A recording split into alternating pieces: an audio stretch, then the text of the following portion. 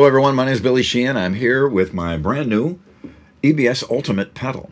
And this is the third version of this pedal. And we're very, very excited about it and very happy about it. I've been playing through it here in the studio. And I wanted to give you some of the features of it and explain it to you as best I can.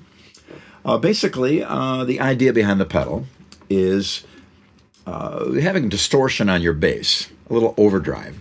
Gives it some character. Various ways you can get that by turning your amp up a little bit.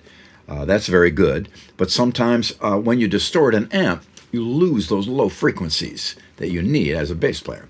So years ago, I came up with a way to fix that by having a dual output bass, separate pickup for separate speakers. So I'd always have that low end there. But not everybody wants to do that double thing. So if you just had a regular old normal pickup on your bass of whatever kind it happens to be, there is another way also where we can split that signal, distort one part of it, and then mix it back together. That way your original bass tone is always there. So for example, if I turn this device off, now it's off, it's just basically a clean tone. Get low end on it. You got a little bit of character in the, you can hear some high end to it.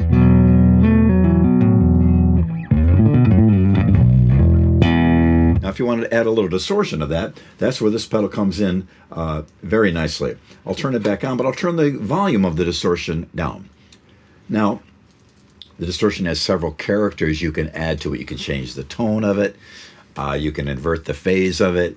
You can do different settings of how high and how low you want the peak in it to be so that it'll give you a different tonality. But right now, it's off with this knob here, which is the mix knob for the distortion. The clean tone is right here, and I can increase that if I like, or take it down if I want to. You have basically two separate signals here. So now I'm going to bring a little bit of the distortion and you see the difference in tonality.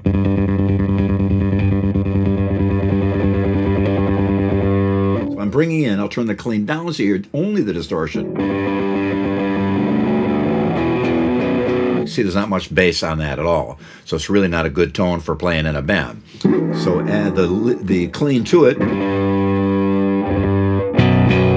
You've got another bass tone there that actually works in the context of a band. Now I'll give you some ideas about how you can change the tonality of this distortion. This here is a switch that determines the frequency range of the little tone control. So you turn it all the way up, turn the tone all the way up, the highest point. It's really super bright distortion on the top of everything. Doesn't really affect the normal bass tone, but I think this might be good for somebody that was...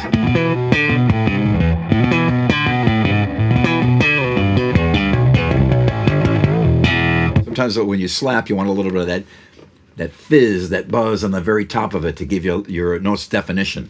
So that's a real nice way of getting it without, again, losing your normal bass tone. I'll bring it down.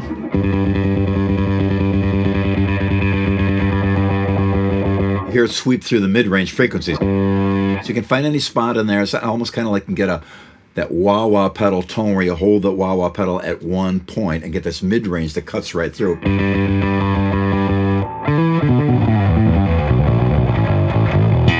Like the tone that your guitar player is usually a higher frequency range, and the cymbals are a higher frequency range. So you get this mid-range tone that kind of cuts in between them and find your spot in the frequency spectrum where your notes can be heard without interfering with the other members of the band. Then you can turn it way down. We'll go to the lower setting, and it'll go all the way down to... I'll show you that without the clean. So it sounds kind of like an old Jack Bruce,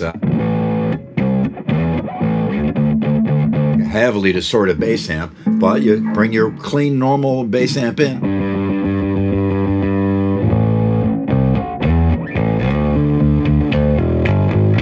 You got all your normal tonality there that you like and that you can use.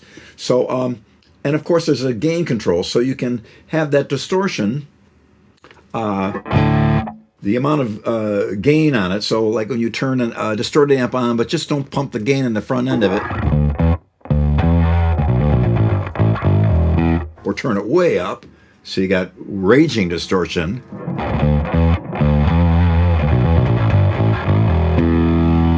And the good thing about that is it's kind of like you had a master volume on your distortion here for the output of it.